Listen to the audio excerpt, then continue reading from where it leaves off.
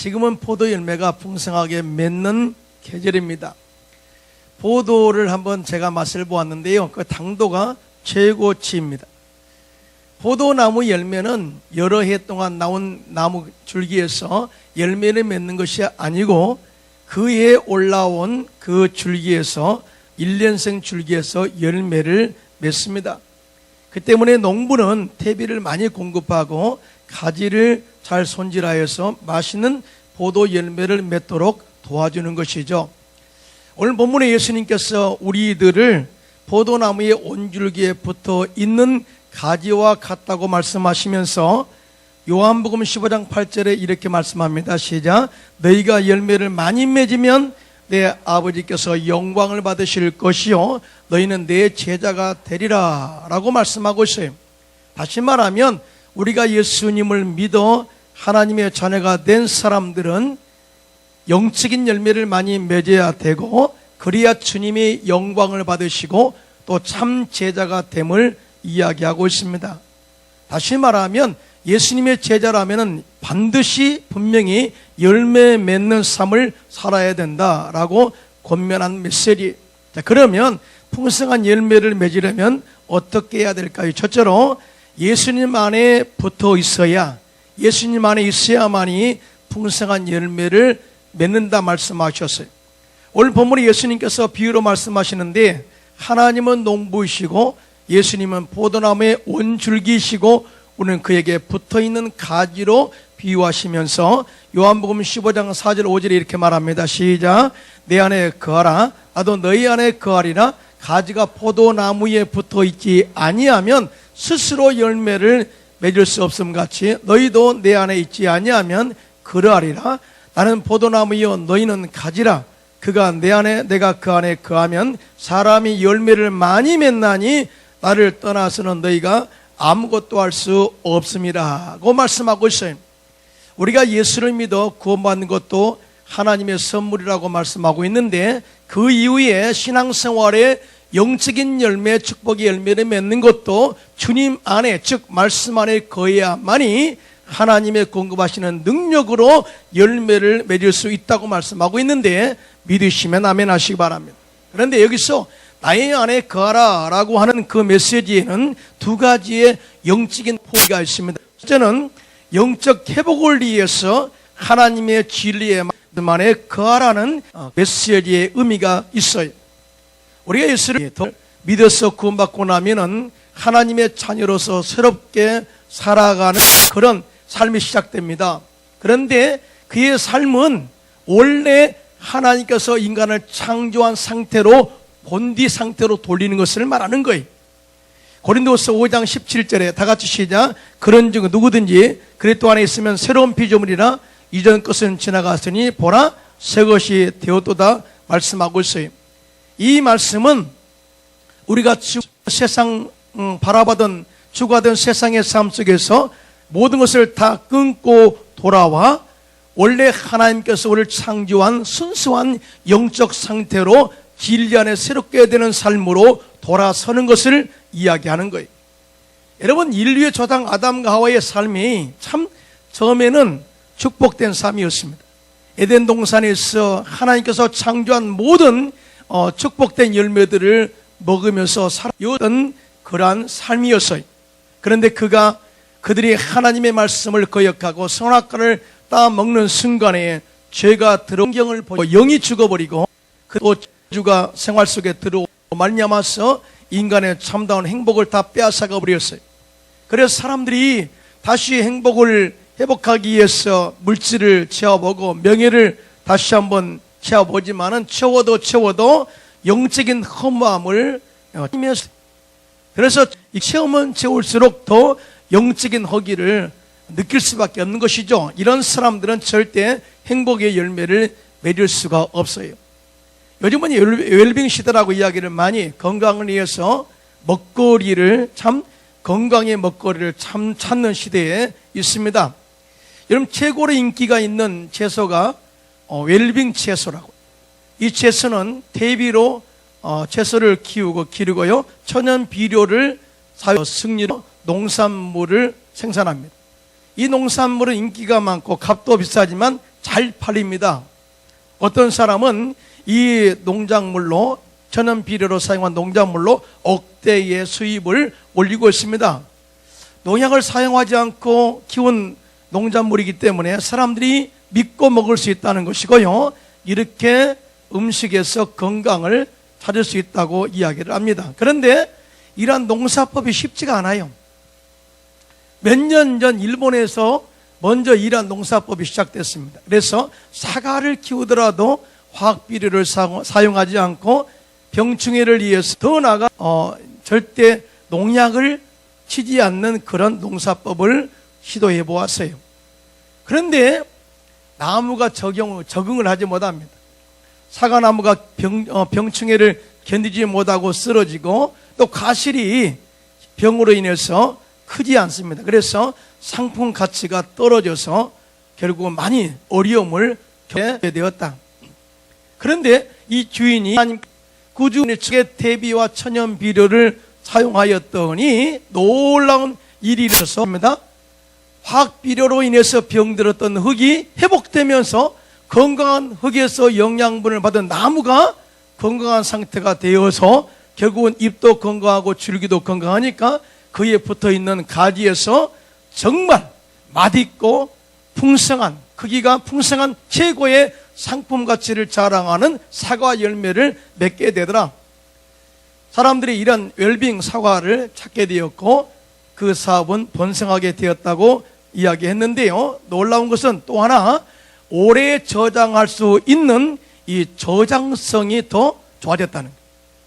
일반 사과는 조금 있으면 썩어버리고 골아버리는데 이 사과는 1년을 놔둬도 썩지 않는, 그리고 그 과육이 탄탄하다라고 이야기를 했어요. 그들은 화학비료로 인한 변질된 나쁜 토양을 대비와 천연 비료를 사용해서 원래 흙의 건강한 상태로 돌려놓았더니 다시 땅의 건강이 회복되면서 나무에 건강한 주님의 양분을 공급함으로 인하여 건강한 열매를 맺게 되었다, 이 말이죠. 우리 영적인 마찬가지입니다. 우리가 죄인된 그러한 마음으로, 저주의 마음으로 절대적으로 좋은 열매를 맺을 수 없어요. 다시 말하면 예수님의 말씀이 우리 안에 들어와서 십자가의 은혜의 진리의 피가 우리 안에 들어와서 우리의 마음을 기경하고 바꿔줄 때가, 건강한 마음으로 될 때만이 건강한 영적인 열매를 맺게 된다는 것을 믿으신 분만 손들고 아멘 하시기 바랍니다.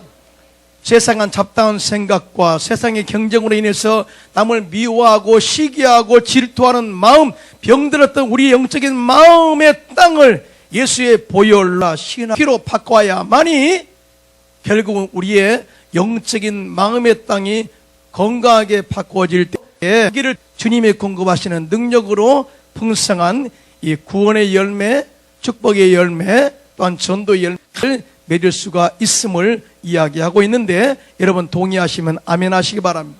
그래서 나의 안에 거하라, 이 말씀의 의미는 원래의 본디 상태로 우리의 마음을 말씀과 또 성령의 능력으로 돌려야 됨을 이야기하고 있습니다. 이러한 은혜가 여러분 가운데 있기를 주님의 이름으로 축원합니다. 두 번째, 나의 안에 거하라 라는 의미는 영적 건강을 위해서 공동체 안에 유기적으로 함께 머물러 살라라는 메시지가 있습니다. 여러분, 교회는 예수님의 몸입니다. 여러분 믿으시면 아멘. 그리고 교회의 머리는 예수님이라 그렇게 말씀하고 있어요. 이에 대하여 골로새서 하지 말고 8절에 다 같이 시작. 그는 몸인 교회의 머리시라. 그가 근본이시요 죽은 자들 가운데서 먼저 나신 이시니 이는 친히 만물의 으뜸이 하선되려 하심이요 그랬어요. 그리고 우리는 교회 각 지체라. 서로 지체가 연합하고 연결되어서 교회의 건강성을 유지하게 된다, 이렇게 말씀하고 있어요. 말하면 주님이 나의 안에 거하라 라고 하는 메시지는 주님 안에, 즉 교회 안에, 주님의 몸된 교회 안에 거하면서 서로 유기적인 관계로 형성하여 격리하고 세워가면서 영적 건강 상태의 생활을 해야 된다라고 하는 메시지가 있습니다. 그래서 예수님께서는 마태복음 18장 20절에 두세 사람이 내 이름으로 모인 곳에는 나도 그들 중에 있느니라고 말씀하고 있어요. 오늘 이단들이 공격하는 주 공동체가 뭐냐? 교회예요, 교회.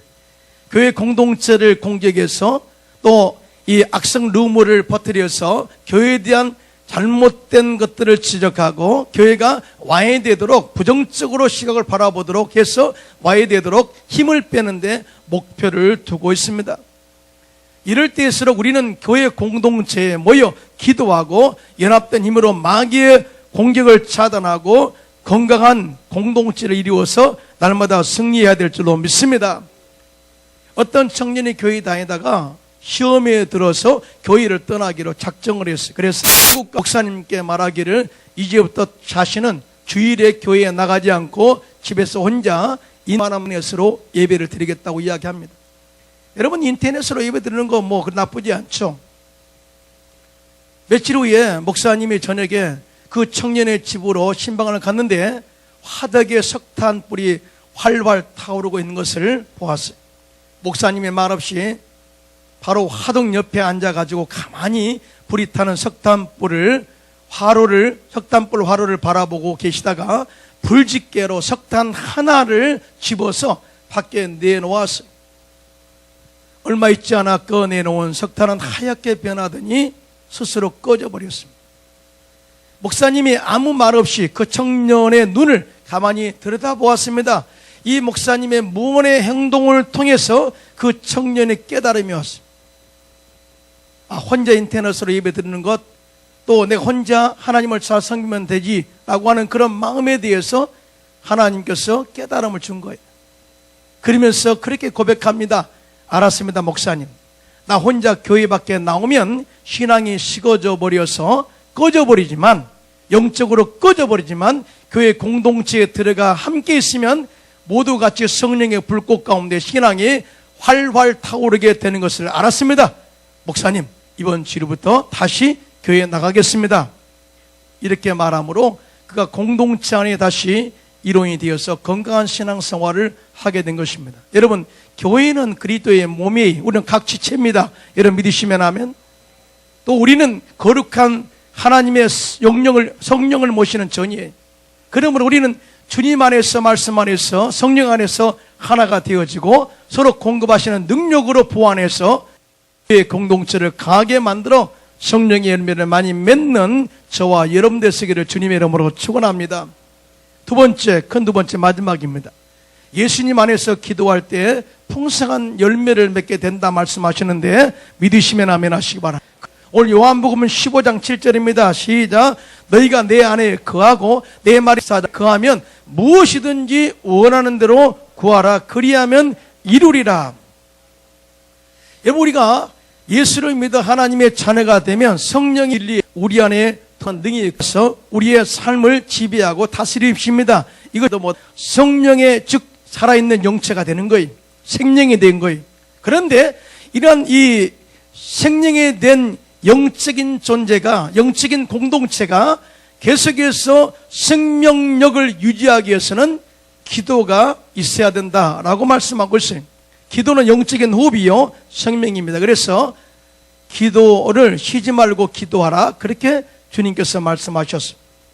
기도가 쉬는 순간부터 우리들은 포도나무의 원줄, 우린 예수님과 관계가 끊어지게 되고 절대로 주님의 공급하시는 능력과 영적인 지혜와 은혜를 받을 수가 없게 되는 거예요. 그래서 성경은 너희가 얻지 못하면 구하지 아니하기 때문이라고 말씀하셨고요. 예수님께서는 저희들에게 구하라 주실 것이요, 찾으라 찾아낼 것이요, 두드리라 그리하면 열려지게 될 것이다. 이렇게 기도의 힘에 대해서 말씀하셨어요.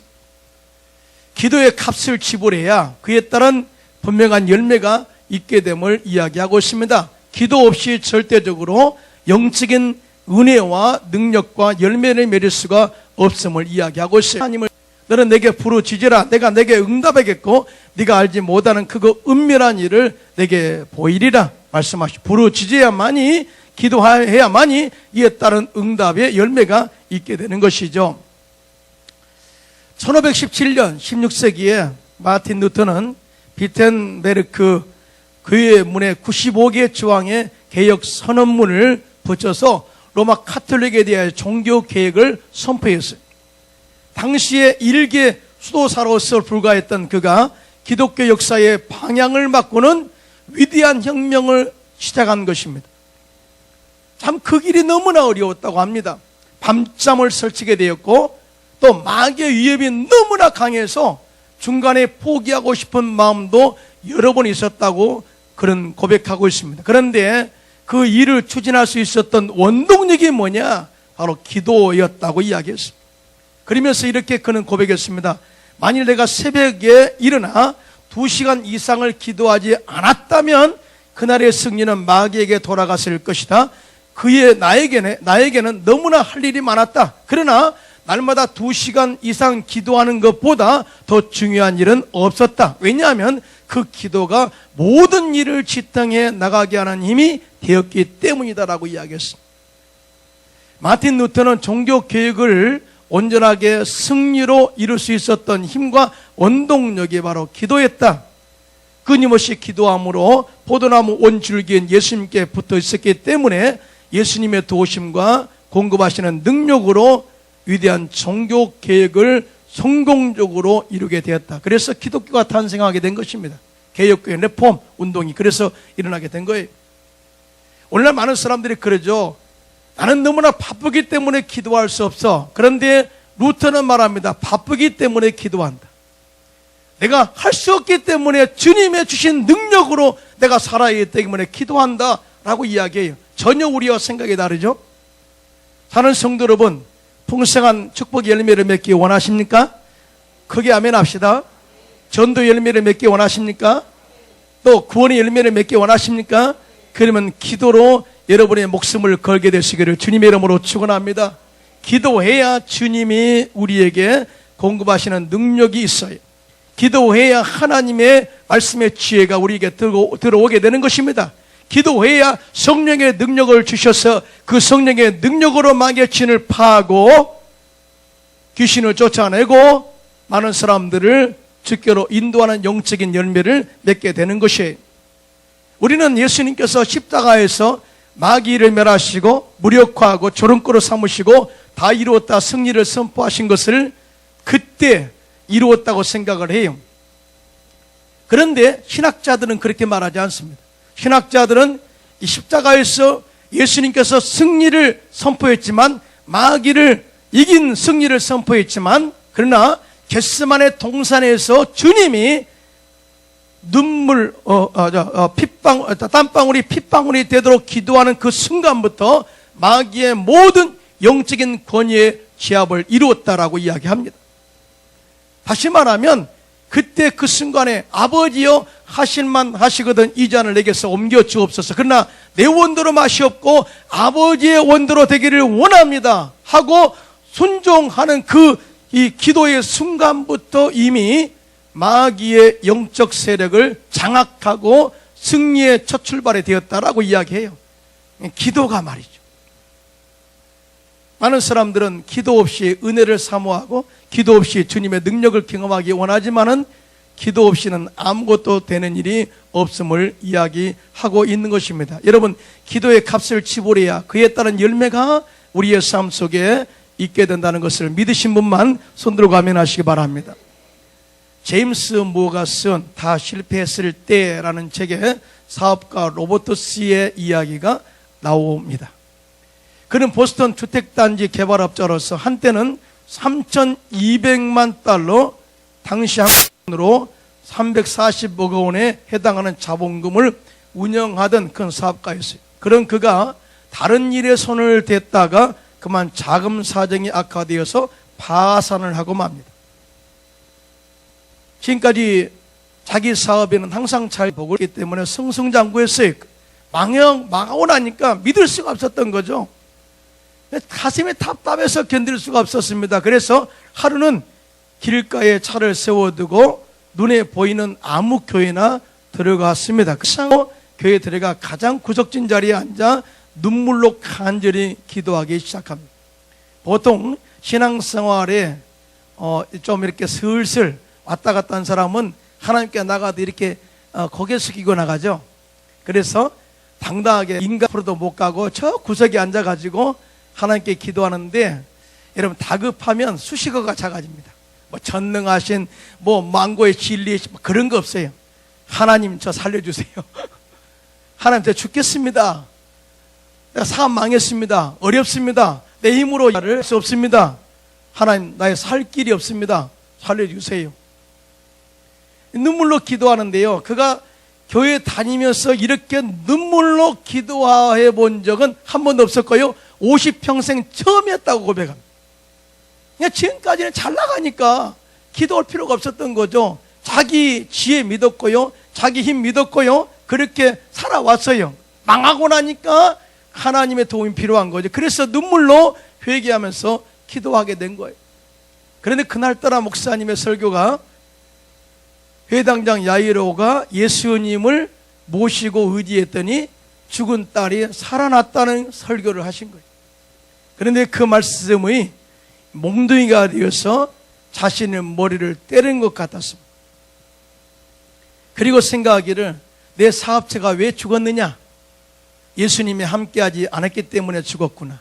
예수님께 기도하지 않고 예수님을 떠나서 형식적으로 교회만 왔다 갔다 했기 때문에 내 사업이 죽게 된 거야. 이 설교를 들으면서 이것을 깨닫게 된, 여러분 깨달은 게 은혜입니다. 깨달은 게 은혜.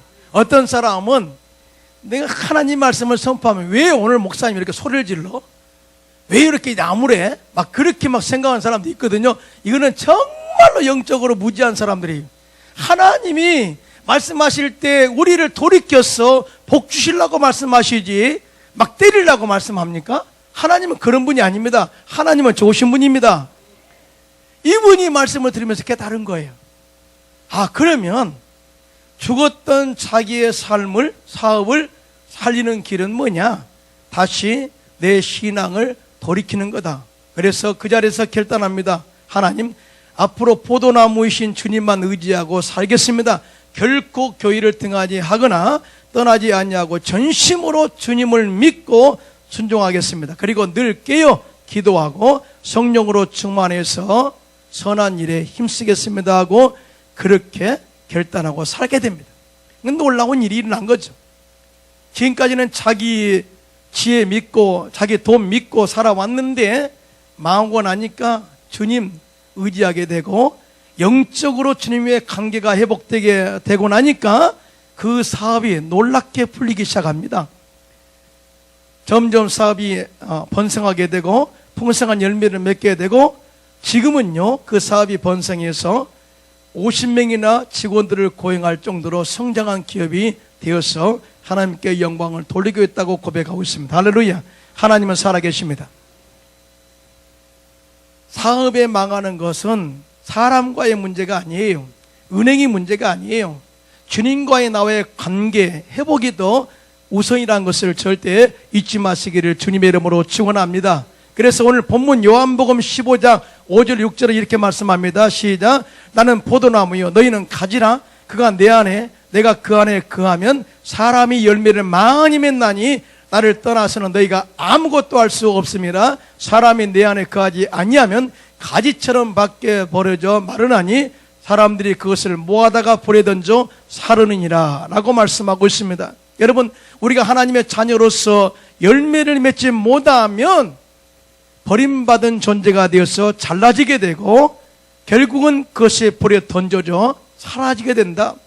그러므로 우리는 열매 풍성한 열매를 맺기 위해서는 영적인 전지 작업이 필요해. 우리의 자아를 잘라내야 되고요, 세상적인 그런 추구했던 것들을 내려놓고 오직 하나님이 기뻐하시는 또 선하신 뜻을 분별하고 그의 말씀에 따라 사는 것이 얼마나 중요한지 몰라요. 우리 광명 순복음교회 성도님들도 이제 어떤 일이 있다 할지라도 절대 뒤로 물러가지 마시고 하나님 안에 거하시기를 주님의 이름으로 축원합니다.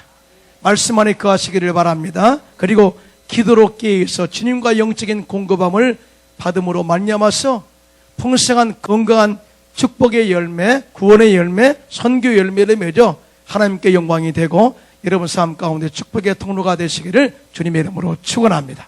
축원합니다.